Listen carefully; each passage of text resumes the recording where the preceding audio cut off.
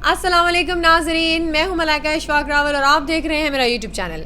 तो future of journalism के episode number 2 में मैं आप सबको जो है वेलकम करती हूं। और आज हमारे साथ एक शख्सियत मौजूद हैं जिनका ताल्लुक जर्नलिज्म से है और बहावलपुर से उनका ताल्लुक है। मिस्टर फ़ारूक हमारे साथ मौजूद हैं जो कि हम न्यूज़ में जो है वो रिपोर्टर हैं। आइए उन्हें वेलकम करते हैं। अस्सलाम वालेकुम सर। वालेकुम सलाम। कैसे हैं आप? Thank you so much. मैं अल्लाह का शुक्र ठीक ठाक हूँ। उम्मीद है आप भी ठीक हो। अल्हम्दुलिल्लाह अल्हम्दुलिल्लाह मैं भी ठीक हूँ। तो सर हमारी जैसे कि आपको पता होगा ऑलरेडी जो है हमारी एक फौजिया कुलसूम राना के साथ जो है एपिसोड 1 जो है इस चीज़ पर आ चुकी है, लेकिन जो चीज़ें कुछ रह गई हैं उनके बारे में बात करते चलते हैं। सबसे पहले तो आप हमें बताते चलें कि आपने ये फील्ड मतलब आपको क्यों लगा आपको ये फील्ड ज्वाइन करने की ज़रूरत है? मुझे इसलिए भी थोड़ा सा लगा क्योंकि मैं मतलब क्लियर कहूँगा कि जो लोग मीडिया में आते हैं वो ये कहते हैं कि इसके अंदर फेम है, इसके अंदर ग्लैमर है, इसके अंदर मतलब आपकी एक्सेस वहाँ तक होती है जहाँ पे आम लोग नहीं जा सकते। बेशक जितना मर्जी उनके पास पैसा हो, लेकिन आपके पास अगर मीडिया का कार्ड है तो यू कैन गो एवरीवेयर। मतलब ऐसी जगहों पे भी जा सकते हैं जहाँ पे आम लोगों की एक्सेस नहीं होती। ये चीज़ भी थी। और दूसरा ये कि मैं समझता हूँ कि फ़ेम जो है ना ये बहुत बड़ा एलिमेंट है कि लोग आपको जानते हैं, जहाँ भी आप जाते हैं तो वहाँ आपको पहचानते हैं। हाँ प्लीज़ मिलता है आपको, फिर आपका सेल्फियाँ भी लेते हैं। बिल्कुल। और फिर मतलब ज़ाहिर है आपको एक अच्छा लगता है कि यार देखो मतलब मैं एक सोसाइटी में ऐसे, फिर आपको रिस्पेक्ट भी मिलती है और बहुत सारे लोग आपकी इज़्ज़त करते हैं। ऐसे लोग जिनको जो बड़ी बड़ी कुर्सियों के ऊपर बैठते होते हैं आप उनके साथ बहुत स्ट्रॉन्ग ये शोभा है। एग्जैक्टली बिल्कुल। तो एक इसकी ये भी वजह थी। और दूसरा ये कि मेरा क्योंकि ताल्लुक साउथ पंजाब से है तो बहावलपुर क्योंकि एक पहले आपको पता है कि रियासत थी, बिल्कुल। एक आज़ाद रियासत थी और 1952 तक ये आज़ाद रियासत रही है। सूबाई उसका जो वो था स्ट्रक्चर वो अभी भी है। तो उसको बहुत सारे लोग नहीं जानते। मैंने मास्टर्स डिग्री की, उसके बाद मैं जब इस्लामाबाद और लाहौर आया जो इंटर्नशिप के लिए, तो बहुत सारे लोगों जिनको मैं बताता था ना कि मैं बहावलपुर से हूँ तो वो उनको पता नहीं होता था कि ये बहावलपुर ये कहाँ पे, मतलब ये मुल्तान के आसपास कहीं जाके पड़ता है। मुझे बड़ा अफसोस होता था कि एक इतनी बड़ी रियासत, उसके जो नवाब साहब थे उनको मोहसिन पाकिस्तान का खिताब दिया गया है। उन्होंने जो पाकिस्तान बना था उसकी जो एम्प्लॉइज़ थे उनको पहली 2 तनख्वाहें उन्होंने दी थी। पूरे पाकिस्तान के जितने एम्प्लॉइज़ थे उन सबको उन्होंने तनख्वाहें दी थी। और कादिर साहब को नवाब साहब ने यह कहा था कि अगर पाकिस्तान नहीं बनता तो आप बहावलपुर को मिनी पाकिस्तान डिक्लेयर कर सकते हैं। और ये भी था कि नवाब साहब से किसी ने पूछा कि पाकिस्तान बन रहा है तो आप पाकिस्तान के साथ इलाक़ करेंगे या फिर इंडिया के साथ, तो उन्होंने ये कहा था कि मेरा जो फ्रंट दरवाज़ा है वो पाकिस्तान में खुलता है और जो पिछली खिड़की है अलमारी वो इंडिया की तरफ खुलती है। तो एक इज़्ज़तदार जो बंदा होगा वो हमेशा फ्रंट दरवाजे से जाएगा। तो मैं पाकिस्तान के साथ इलाक़ करता हूँ। तो इतनी बड़ी रियासत थी और फलाही रियासत थी जो सिंध की रियासत है उसके बाद, तो उनको लोग नहीं जानते थे।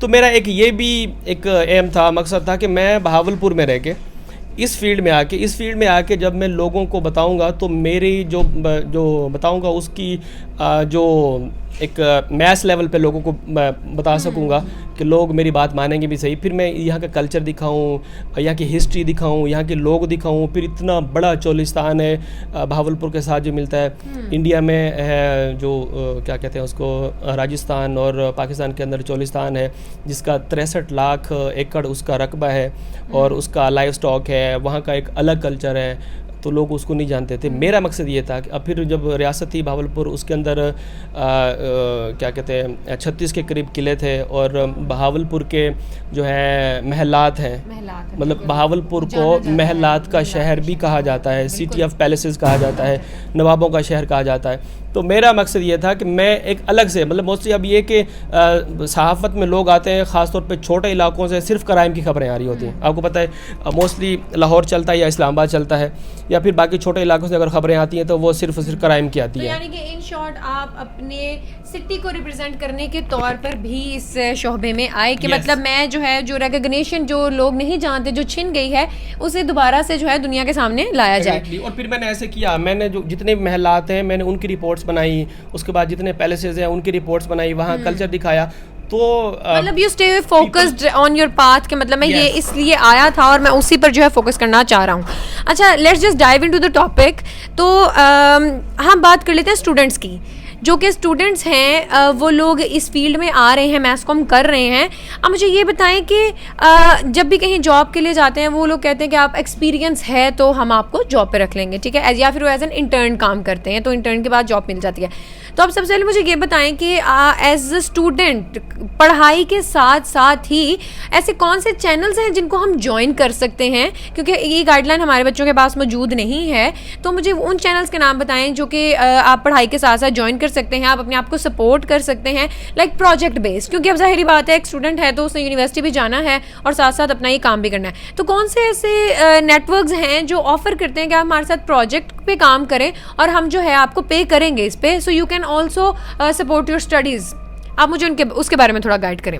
अच्छा, ये आपने बहुत अच्छा सवाल किया है, जो कि मुझे भी बहुत बाद में जाके पता चला कि मतलब ये चीज़ अगर मैं कर लेता तो अब तक मैं यहाँ पे ना फिर रहा होता, मैं कहीं और आगे होता। हम जो है हमारे देखने वाली जो ऑडियंस है उनको ये चीज़ बताएं। स्टूडेंट्स देखिए, हमारी भी यूनिवर्सिटी है ना, इस्लामी यूनिवर्सिटी बहावलपुर, कोई हर साल 200 से ज़्यादा स्टूडेंट जो पास आउट होते हैं, लेकिन फील्ड में जाते हैं 2-3-4 और बाकी जो लोग डिग्री करके फ्री फिर रहे होते हैं। मैं ये कहना चाहूँगा, बहुत सारे लोग मेरे से पूछते हैं कि हमें कौन सी फील्ड ज्वाइन करनी चाहिए, कौन सा सब्जेक्ट चूज़ करना चाहिए। मैं कहता हूँ सब्जेक्ट फील्ड सारी ही अच्छी हैं, सारी अहम है, लेकिन आप उसके अंदर कितना काम कर रहे हैं सबसे ज़्यादा अहम ये चीज़ होती है। आप अगर मीडिया स्टडीज़ में जो इसके अंदर सहाफ़त के अंदर आते हैं तो आपको सबसे पहले, आप ये कह रही हैं कि किस चैनल में जाना चाहिए, कौन से जो ऑर्गेनाइजेशन है वो आपको ऑफ़र करती हैं, आप कहीं भी ना जाएं, आप अपना चैनल बनाएं। आजकल आपको पता है कि टाइम है सोशल मीडिया का, डिजिटल का, और बहुत सारे लोग बहुत अच्छा अर्न कर रहे हैं अपना प्लेटफॉर्म बना के। मेन स्ट्रीम का टाइम ख़त्म हो चुका है, सोशल मीडिया का, डिजिटल का टाइम शुरू हो चुका है। जो प्रिंट मीडिया है वो तो वैसे भी, रेडियो भी ख़त्म हो चुका है। तो मैं ये मशवरा दूंगा, आपने जैसे एडमिशन लिया है उसके साथ साथ पॉडकास्टिंग कर रहे हैं, व्लॉगिंग कर रहे हैं, मतलब और किसी किस्म का कोई कंटेंट बनाएं, आप डेली व्लॉगिंग कर रहे हैं, आप सोशल इशू पे बात कर रहे हैं। चाहूँगी कि हमें चाहिए हम कंसिस्टेंसी के साथ वो काम करें। मतलब मैं वही बात कर रहा हूँ ना कि आपको पहले सीखने की ज़रूरत है, लेकिन उससे पहले आप अभी भी आप मतलब जितने भी आपके व्यूवर्स हैं, उम्मीद है काफ़ी सारे होंगे और इस हो जाएंगे मेरे ख्याल से। आप इतनी मशहूर शख्सियत मेरे साथ बैठी हैं तो अब तो होने बनते हैं। Thank you. तो उन लोगों को मैं ये मशवरा दूंगा कि आप लोग फ़ौरन से पहले अपना चैनल बनाएं। आपका फेसबुक पे भी, आप तो फेसबुक बहुत अच्छे पैसे दे रहा है, आपको पता है सबसे ज़्यादा पैसे जो दे रहा है जो सोशल ऐप्स हैं उसमें सबसे ज़्यादा फेसबुक दे रहा है। हमारे साउथ पंजाब के बग़ैर पढ़े लिखे लोग, अनपढ़ लोग, वो लाखों रुपए कमा रहे हैं, 30, 40, 50 लाख रुपए मंथली। कहना बहुत आसान है, अनपढ़ लोग सिर्फ वीडियोस बना के। आपको मेन स्ट्रीम पे आने की ज़रूरत ही नहीं है, क्योंकि वहाँ पे कंपटीशन बहुत ज़्यादा है। फिर वहाँ पे एक और चीज़ भी है, आप वहाँ पे जाएंगे तो आपको मैक्सिमम कितने 15, 20, 30, 25 हज़ार, इससे ज़्यादा कोई आपको पैसे नहीं देगा, सैलरी नहीं देगा शुरू में, और आपको वो 10 साल 15 साल आपको रगड़ा लगाएंगे, यस। और वहाँ से आप अगर छोड़ के कहीं और जाएंगे तो फिर वहाँ पे आप ज़ीरो से स्टार्ट कर रहे होंगे। तो इससे बेहतर है कि अपना प्लेटफॉर्म शुरू करें, अच्छा कंटेंट बनाएं, उसकी सेटिंग करें और रेगुलर रहें और अपने व्यूवर्स बढ़ाएं और आपको अपने आप को इस काबिल बनाएं कि लोग या फिर चैनल या वो आपको ऑफ़र कराएं, बजाय इसके कि आप सीवी लेके भागते फिरें और हर जगह जाएं और आप कहें कि 15-20 हज़ार वाले हमें जॉब दे दो, और वहाँ पे फिर कदगन काफ़ी सारी होती हैं। ये लगता है, आप देखें कि हमारे पास बहुत सारी मिसालें मौजूद हैं यूट्यूब पर ही। यूट्यूब का सबसे बड़े, जो दुनिया का सबसे बड़ा एक चैनल है, मिस्टर बीस्ट के नाम से जाना जाता है यूट्यूब पर वो चैनल। अब देखें उन्होंने कोई मैस कॉम नहीं किया, कोई कुछ नहीं किया। तो मेरा सवाल आपसे ये है, तो आपके ख्याल से अब ये रिक्वायरमेंट भी नहीं है कि हम इसको कंटिन्यू करें, क्योंकि लोग स्टडी के बिना देखें ना कहाँ के कहाँ पहुँच गए हैं, ठीक है। So do you think it is necessary कि अगर आपने ये फील्ड ज्वाइन करनी, क्योंकि मोबाइल जर्नलिज्म भी आ चुका है, कि आपने फील्ड ज्वाइन करनी है, आपको जो इन्फॉर्मेशन है आप उससे ही जो है वीडियोस बना सकते हैं, तो ज़रूरी है कि मैस कॉम को कंटिन्यू किया जाए, पढ़ा जाए, एफएससी के बाद या एफए के बाद या सिंपल क्लासेस के बाद हम ये काम नहीं कर सकते? आपको क्या लगता है? देखें, अच्छा ये एक और आपने बहुत अच्छा सवाल किया, सवाल बहुत अच्छे करती हैं, रेलिवेंट सवाल है। अच्छा देखिए, आप स्कूल में कुछ हद तक आप सीखते हैं, आप बच्चे होते हैं, कॉलेज में आके आपकी वो एज होती है कि आप मतलब किताबों से हट के आप थोड़ा प्रैक्टिकल लाइफ के अंदर आ रहे होते हैं। मैं ये समझता हूँ कि जो आप यूनिवर्सिटी के अंदर सीखते हैं ना, आप 5 या 10% आपकी डिग्री से रेलिवेंट चीज़ें होती हैं। बाकी आपने बोलना कैसे है, आपने उठना कैसे है, आपने बैठना कैसे है, आपने चलना कैसे है, आपने बात कैसे करनी है, आपने लोगों के साथ इंटरेक्शन कैसे करना है, ये सारी चीज़ें आपको प्रैक्टिकली यूनिवर्सिटी सिखाती है। लेकिन फ़रूक अगर हम बात करें, हम देखते हैं ऐसे बहुत से चैनल्स मौजूद हैं जो कि बहुत कुछ अर्न कर रहे हैं और मतलब कि उन्होंने कहीं से पढ़ा नहीं है, कहीं से सीखा नहीं है। तो मेरे ख्याल से कि अगर हम इसको एक डिफरेंट पर्सपेक्टिव से देखें तो इसके बिना भी ये काम किया जा सकता है। बोलना सिखाता है, सीखना मतलब लिखना सिखाता है, आपको बात करना सिखाता है, आपको जो प्रैक्टिकल चीज़ें हैं वो स्टडी की थ्योरेटिकल चीज़ें हैं वो बताता है। तो इस तरह तो बहुत सारे चैनल्स हैं जिनको मतलब उन्होंने मतलब कहीं से वो पढ़े लिखे नहीं हैं और उन्होंने ये चीज़ें स्टार्ट कर दी हैं। तो मेरा तो ये मानना है कि अगर आपके हाथ में मोबाइल है तो आप मेरे ख्याल से आफ्टर कॉलेज भी आप ये काम शुरू कर सकते हैं। बदकिस्मती से हमारी जो व्यूअरशिप है, हमारे जो लोग हैं, अच्छा वो भी इस चीज़ के आदी हो चुके हैं। बिल्कुल, वो भी इस चीज़ के आदी हैं हाँ, कि हमें मतलब जिस तरह की चीज़ें दिखाई जाए, लेकिन आपकी जो स्टडीज़ होती है, आपकी डिग्री, वो कहीं ना कहीं आपको नज़र आ रही होती है, आपको सपोर्ट कर रही होती है। देखिए, आप पढ़ेंगे ना तो आपको एथिक्स का पता चलेगा। हो सकता है कि वो कोई इस तरह का कंटेंट बना लें, यही चीज़ें क्लैक करती है अगर जिसके ऊपर जिसके ऊपर उनको किसी चीज़ का सामना करना पड़े, कदगन का सामना करना पड़े, या फिर देखो बेशक जितने मर्जी वो पढ़े लिखे हो जाएं, उनको मोनेटाइजेशन का उस तरह से पता नहीं होगा जिस तरह से आप कर सकेंगे। पाकिस्तान के अंदर या फिर सोशल मीडिया के, देखो ठीक है वो लोग बना रहे हैं, सोशल नॉर्म भी होते हैं, कुछ एथिक्स भी होते हैं, कुछ रूल्स रेगुलेशन भी होते हैं। वो एक पढ़े लिखे बंदे के अंदर और एक अनपढ़ के अंदर उस चीज़ का फ़र्क होता है। वो अगर अपना सोशल मीडिया अगर चैनल चला रहा होगा, अगर वो करवा रहा होगा, वो किसी और से मोनेटाइज करवा रहा होगा, किसी और से रन करवा रहा होगा। फिर ये है कि लोग उसको कट भी लगा रहे होंगे। जो कंपनी कर रही होगी वो फिर 30-40% अपना हिस्सा रखेगी और बाकी उसको देगी। आप अगर पढ़े लिखे, आप अगर खुद आप ये सारी चीज़ें कर रहे हैं तो आप 100% ले सकते हैं। मतलब बहुत सारी चीज़ें हैं।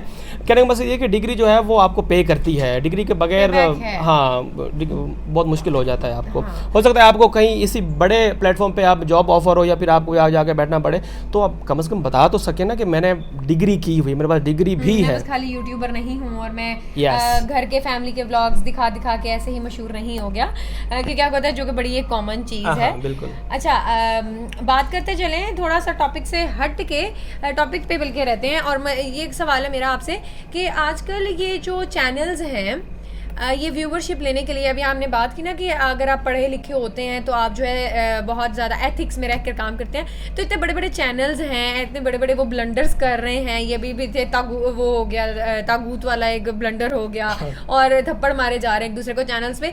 तो वो इतने सीनियर सहाफ़ी हमारे हैं, इतने सीनियर इतने जर्नलिस्ट हैं, तो मतलब अगर वो इस तरह की हरकतें कर रहे हैं, पढ़ लिख के आगे जाकर वो ऐसी हरकतें कर रहे हैं, तो ये अवाम, आपको क्या लगता है कि उन पर कैसा असर हो रहा है जो फ्यूचर है जर्नलिस्ट का?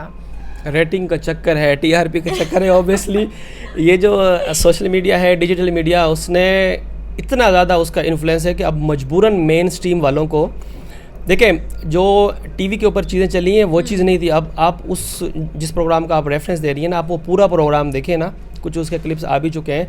बहुत सारी ऐसी चीज़ें हैं जो कि ऑन एयर नहीं हुई, लेकिन ऑफ एयर वो चीज़ें आई हैं। और ये तो देखें कुछ ना कुछ एथिक्स तो है ना, कि वो अगर वो वहाँ पे चलाते तो जो पैमरा है उसकी वो आ जाते हैं, हाँ उसकी पकड़ में आ जाते हैं। तो एक देखें, मैं जैसे पहले जिसने बात की कि मजबूरी बन चुकी है, लोग देखना यही चाहते हैं, लड़ाई झगड़ा देखना चाहते हैं, गालम गलोच देखना चाहते हैं। मैं खुद डिजिटल चैनल चला रहा हूँ, मैं खुद मतलब टिकटॉक पे मेरे 5 लाख के शो पर सच कोई रेटिंग नहीं आने वाली। नहीं आएगी, मैं अभी आपको दे रहा हूँ ना। अच्छा क्योंकि हमारा तो बड़ा है सादगी सा, बड़े एथिक्स वाली टॉक हम कर रहे हैं, तो इसमें तो ऐसा हमने उनको दिया नहीं ना ऐसी चीज़। बहुत सारे ऐसे लोग हैं जो कि अच्छा कंटेंट बना रहे हैं, उनकी व्यूअरशिप है और अच्छी खासी है। इवन कि मैं टिकटॉक, हालांकि इस तरह का प्लेटफॉर्म देखा जाता है कि उसके ऊपर मतलब सारा गांधी होता है, लोग ये कहते हैं, लेकिन बहुत सारे ऐसे लोग हैं जो कि अच्छा कंटेंट बना रहे हैं। वो मेरे दोस्त ही हैं फैसलाबाद से, जो कि ट्रैवलिंग करते हैं और यहाँ से अपने वो ग्रुप्स वगैरह लेके जाते हैं टूरिज़म के, जुनैर कम्बो, और मेरे दोस्त हैं, तो उनका कंटेंट, हाँ उनका कंटेंट बहुत अच्छा है और उनकी मिलियंस में उनके व्यूज़ होते हैं। मतलब एक डिपेंड करता है कि आपने देखने वाले कौन से हैं। तो आप अच्छा काम करें, लोग देखेंगे, और मैं आपको बता रहा था कि मेरा अपना भी वो है चैनल, वो ये सारी चीज़ें, तो उसके अंदर मजबूरन, हालांकि मेरी नेचर ये नहीं है लेकिन करना पड़ता है। मैं बाज़ औक़ात मुझे ये कह रहे होते हैं कि यार आप तो अच्छे खासे रिपोर्टर हो यार, सहाफ़ी हो, आप इस तरह की हरकतें कर रहे हो। मैं कहूँ कि भाई क्या करूँ, व्यूज़ ही नहीं आते, ये करनी पड़ती है चीज़ें। अच्छा, आप लोगों को बताती चलूँ कि जो हमारे साथ आज मौजूद हैं वो एक एक्टर भी हैं। उन्होंने बहुत बड़े बड़े प्रोजेक्ट्स में भी काम किया है और अभी ये इनका स्टार्ट है इंशाल्लाह। हम इन्हें बहुत जल्दी अवार्ड्स लेते हुए भी देखेंगे इंशाल्लाह। आप थोड़ा सा बताते चलें कि आप मतलब एक जर्नलिस्ट से आपने उस तरफ स्विच क्यों किया? अगर आप मतलब हम फ्यूचर ऑफ जर्नलिज्म डिसाइड कर रहे हैं ना, यहाँ बैठ के उस पर बात कर रहे हैं, तो जर्नलिस्ट से उस तरफ आप चले गए तो क्यों? आपका सही पेशी क्या लगी कि जी मैं उस तरफ चला जाता हूँ, अगर हम बात फ्यूचर के कर रहे हैं जर्नलिज्म की? देखिए, हमारे बड़े बड़े एंकर्स आपने देखा होगा कि बहुत सारी प्रोडक्ट की कमर्शियल कर रहे होते हैं। बिल्कुल कर रहे होते हैं ना, तो उसका क्या है, मैं जब आया था इसके अंदर तो 2018 का बदकिस्मती से वो 2018 का टाइम था, खान साहब की हुकूमत आ गई, मेरा नया मैंने हम न्यूज़ ज्वाइन किया था। खान साहब के खिलाफ बोलने लगे हैं। खान साहब के खिलाफ नहीं बोल रहा, मैं उनका फ़ैन हूँ, इसमें कोई शक नहीं है, लेकिन बहुत सारी ऐसी चीज़ें जो ज़ाहिर है हमें पर्सनली नुकसान हुआ है वो तो मैं बताऊँगा ना। आपने सवाल पूछा कि फ्यूचर सहाफ़ियों का तो मेरे ख्याल में नहीं है, अब एक्टर्स का है। अब आप शाम को देख लें, जितने भी करंट अफेयर के प्रोग्राम चल रहे होते हैं उसके अंदर ये ड्रामा चल रहा होता है, मिर्च मसाला चल रहा होता है, लड़ाई झगड़ा, एक्टिंग ही चल रही होती है। बाद में जाके इकट्ठे बैठे होते हैं, लेकिन जो स्टूडियो के अंदर लड़ाई झगड़ा कर रहे होते हैं तो वो एक्टिंग ही है ना, ड्रामा ही है ना। तो जब खान साहब की हुकूमत आई और उसके अंदर कट लगे और मेरी सैलरी बंद हुई, तो फिर मुझे लगा मुझे इससे ना उस तरफ भी आना चाहिए, थोड़ा सिक्योर करना चाहिए अपने आप को। हाँ, आपको महसूस हो गया, मल्टीपल आपको रहना चाहिए। आप अगर यहाँ से अगर कोई मसला बनता है तो आपको बहुत सारी चीज़ें खास तौर पर कमेंट बॉक्स भर दें खान साहब के लवर, हमें कोई एतराज़ नहीं है, भर दें आप लोग। इनका नाम आप जानते हैं, इनका पर्सनल चैनल का लिंक भी मैं आपको दे दूंगी, तो बस आप हो जाए फिर शुरू। नहीं, मैं खान साहब का फ़ैन हूँ, इसमें कोई शक नहीं है। मेरी उनसे 5-6 दफ़ा मुलाकात भी हुई है। मैं ARY में फ़ैन हूँ कि उनकी उनसे मुलाकात हो गई। ARY में मैं था इस्लामाबाद में, जब मैं इंटर्नशिप कर रहा था 2017 में, तो उनके 3-4 इंटरव्यूज़ जब हम लेने के लिए गए थे बनी गाला, तो उसके अंदर भी मैं शामिल था। और जब बहावलपुर में 2-3 दफ़ा वो आए हैं, जब मैं रिपोर्टर था, तो तभी मेरी उनसे मुलाकात हुई है। ऐसी बात नहीं है कि मैं उनका फ़ैन हूँ, लेकिन मीडिया का मैं बता रहा हूँ, डाउनफॉल उस तरफ आया 2018 में। फिर मुझे लगा को सोचना पड़ता है, हाँ, फिर मुझे लगा कि आपको सिक्योर किया। अच्छा, आप अपने हमें ज़रा रैप अप करते हुए ज़रा अपने प्रोजेक्ट्स का कुछ बताते चलें आवाम को कि आप कौन से प्रोजेक्ट्स में काम कर चुके हैं या किन में कर रहे हैं, शॉर्ट सा, तो फिर हम इसको एंड करते हैं। अच्छा, मैं जब डिग्री कर रहा था तो फ़हद मुस्तफ़ा की मूवी लंदन नहीं जाऊंगी, पंजाब नहीं जाऊंगी, आपने देखी होगी। जी, बिल्कुल देखी। वो क्योंकि बहावलपुर में शूट हुई है, उनको मैंने कोऑर्डिनेट किया, मैं उनका हिस्सा भी रहा। उसके बाद 2018 में उसकी शहरयार मुनव्वर की मूवी आई परेहट लव, उसके अंदर मैंने काम किया है। जब वो मेहंदी वाला सीन देखेंगे, छत के ऊपर नूर महल की छत के ऊपर हुआ था, तो उसके अंदर मैं हूँ। अच्छा, उसके अलावा बेसिकली कि मैं ये जितने प्रोजेक्ट्स बहावलपुर में होते हैं उनको कोऑर्डिनेट करता हूँ। ये लोकेशन, जूनियर आर्टिस्ट और बाकी ये सारे मामलात वो सारे मैं देख रहा होता हूँ। ग्रीन इंटरटेनमेंट का ड्रामा जो है जिंदो, उसके अंदर भी मैं हूँ। और मोड़ मुहारा TV 1 का, उसके अंदर भी मैं हूँ। और PTV के उसके ऊपर दुश्मन आया, उसके अंदर भी मैं हूँ। और 3-4 कमर्शियल की हैं, पावर वॉश की कमर्शियल की है, और उसकी एक चाय की थी, और उसकी टपाल की, और उसके अलावा मतलब बहुत सारी चीज़ें मुझे याद में नहीं आ रही। बिल्कुल। तो नाज़रीन, उम्मीद है कि आपको आज का जो है शो हमारा पसंद आया होगा, और मेरी आपके लिए दुआ है कि आपको अल्लाह मज़ीद तरक्कियाँ दे, और एक दिन जब बड़े स्टार हो जाएं तो हमें भूल मत जाइएगा, हमें फिर भी इंटरव्यूज़ दे दीजिएगा। ठीक है, मैं बस सेल्फी लेके वही लगाऊंगी, थंबनेल, आप परेशान ना हो। ठीक है, तो नाज़रीन, उम्मीद है आपको आज की एपिसोड 2 पसंद आई होगी। कुछ और राज से हमने जो है पर्दे उठाए हैं। उम्मीद है आपको अगले एपिसोड का इंतज़ार भी होगा। तो इंशाल्लाह मिलते हैं आपको उसी एपिसोड में जिसका आपको बहुत बेसब्री से इंतज़ार है। अल्लाह हाफ़िज़।